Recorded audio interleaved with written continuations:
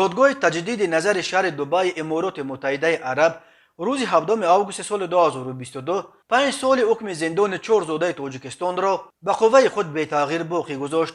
این 4 نفر از گروه 6 نفره بودند که شب سال نو به یک منزل در محله البرشه دبی حمله کرده از آنجا به مبلغ 1.1 میلیون درهم تقریبا 300,000 دلار پول و مال صاحب خانه را به یغما بردند. قبلا یک دادگاه در دبی این 4 نفر را 5 سال حکم زندان داده به مبلغ 1.1 میلیون درهم یعنی برابر حجم پول مال غارت کردهشان جریمه بست. با حکم دادگاه بعد ادای این حکم آنها را باید از امارات اخراج میکردند. نشریه انگلیسی زبان روز 20 آگوست با تکیه به مواد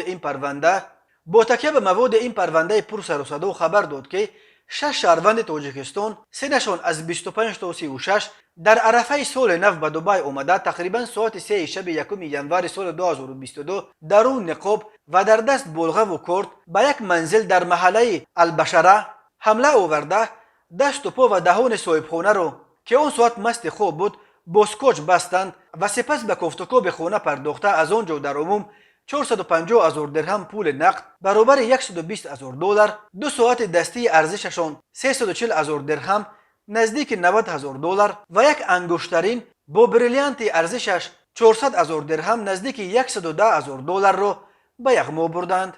4 عضو بند گانگسترهای تاجیک را در بین 24 ساعت در امارات دستگیر کردند ولی به 2 نفر آنها میسر شده است که ترک کشور کنند. آنها تحت جستجو قرار داده شدند. پلیس دبی گفت گمان شونده اول را در محله دایره تقریبا 35 کیلومتر دورتر از البرشه دستگیر کردند و 3 تن دیگر را وقتی دستگیر کردند که میخواستند از امارات فرار کنند. به پلیس میسر شده است که یک قسم پول و مال دزدیده آنها را پیدا کرده به صاحبانش برگرداند. پلیس گفت دستگیر شدگان در جریان تفتیشات به گناه خود اقرار کرده بیانات دادند که از سر دیوار وارد حوله شده از طریق تریزه حجره خدمتگاران وارد ویله شدند. این نخستین مورد محکوم به زندان شدن زادگان تاجیکستان در دبی نیست. در هفته جاری دادگاه دبی 3 شهروند تاجیکستان سنشان از 18 تا 35 را با جرم آدمربایی 6 ماهه محکوم به زندان کرد. گفته می شود که آنها با فرمان یک زن زاده خطای یک مرد خطایی را دزدیدند. در سالهای آخر 100 تن از زادگان تاجیکستان به جستجوی کار به دبی و دیگر شهر و امارت‌های امارات متحده عرب هجرت کردند.